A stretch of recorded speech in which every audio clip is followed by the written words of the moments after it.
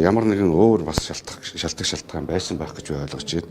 Ямар ч байсан кабинетийн зарчим барьж мэдээж засагт орсон 8 сайд маань ажилласан. Нөгөө талаар ард нь одоо гишүүд дэмжигчдийн тоогоор бол ардын нам ардсан нам хоёр бол нэг тийм зуруу багтаа энэ намыг Монгол улсыг яг хүнд хэцүү цаг үед нь тулж явдаг хоёр намын хувьд үндсөөрөлөөр олгоцсон эрхээ үүргээ биелүүлээд хариуцлага хүлээгээд явсан гэж ойлгож байна. Засгийн газрын дотоод одоо үйл ажиллагааны хяналтыг сөрөг хүчиндээ өгсөн шүү дээ.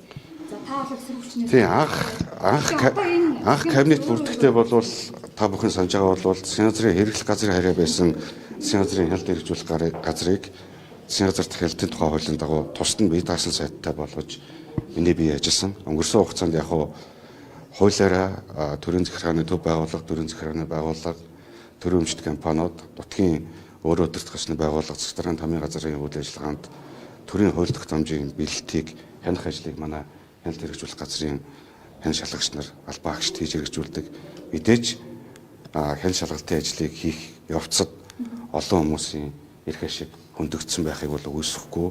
За ер нь бол засгийн газрын дотоод хяналтынхаа үйл ажиллагааг хяналт тэнцлийг бас зөв хангах зүйтэй гэдэг үүднээс ерөнхий сайдын хувьд хуулийн сайдаа хяналтын сайдаа сөрөг хүчиндээ өгсөн гэж би ойлгодог.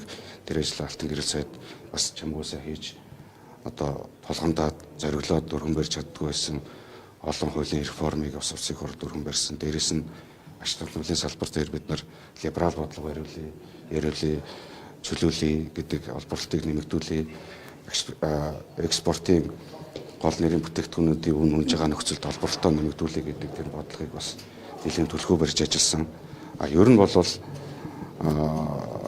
хамтарсан засагт ардсан намаас орсон бусад сайдуудынхаа ажлаа боломжийг хийсэн гэж би хувьдаа дүгнэдэг. Одоо бидний хувьд хэрсүү байх ёстой, ардсан намын хувьд эв нэгдлээ илүү хангаж ажиллах ёстой. Зөвхөн энийг үе бол засгийн газрын тухайн асуудал биш гэж ойлгож байна. Засаглалын тухайн асуудал хөндөгдөх гэдэг дээр нэлээд болгоомжилж байгаа. Тэгэхээр тэр агуулгаараа бид нар парламентын засаглалаа аварч хамгаалж үлдэх тал дээр илүү хэрсүү байж, илүү винэгдэлтэй байж, илүү одоо хаос байдал руу орохгүй тул бид нар эрүүл зөв шүүмжлэл, хилцүүлгүүдийг илүү их өрнүүлж, ард түмнийхээ тусгалыг бас парламентын танхим руу оруулж ирэх нь ажлаа бас идэвхтэй их ёстой гэж ойлгож байна. Тэр томилсон хяналт хэмжээ менежерүүд одоо ер нь цаашид яах вэ? Тэрийг одоо тэгээд дараагийн үргэлжлээд явах хүмүүс нь шийдэх. Ер нь бол тэр хяналтын менежерийн тухай асуудал бол сөрөг хүчний хувьд хяналтаа тааж авчлаа гэж байгаа манай намын хувьд төрийн өмчт компаниуд дээр хяналтаа одоо хэрэгжүүлье. Түүнээс ш удирдлагуудын авъя гэдэг байдлаас яриаггүй.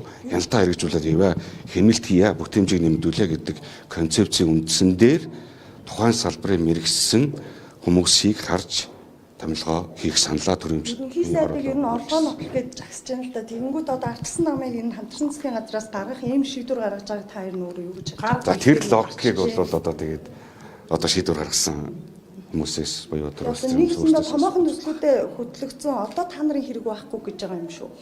За одоо тийм байдлаар дотор хуралдааны нэр нь бас энэ асуудлыг юу гэж ярьж байгаа юм бэ? Одоо яг хурлыг хэлээд явж байна. Тэгээд дуусаад манай намын мэдээж ханд байдаг байсан байх, амаргүй байсан байх. Одоо сая намын дараа хэлж байгаа хамтарсан засгийн газар бол маш хэцүү байдаг юм байна гэж зовлон ихтэй байх л да. Нэг талдаа нам нь шалгалт шаардлагагүй, нөгөө талдаа хамтарсан засгийн газрын бодлого тогтоомжийн хөтөлбөр бас хэрэгжүүлэх нь сайдрын бол ямаргүй цаг хугацаа байсан баха. Энэ шил томилгооноос өсвөлтэй гайхал талдаа шаханд байсан. Тийм тэгээд бүтэн ялаагүй нам урагшааж ажиллаа юмэр хоошоож намаа удмаар бас проблем бол асуудал зөндөө. Гэхдээ бол аль болох өнгөрсөн хугацаанд аль асуудлыг нь одоо боломжийн хэмжээнд зохицуулаад явсан л гэж ойлгож байна.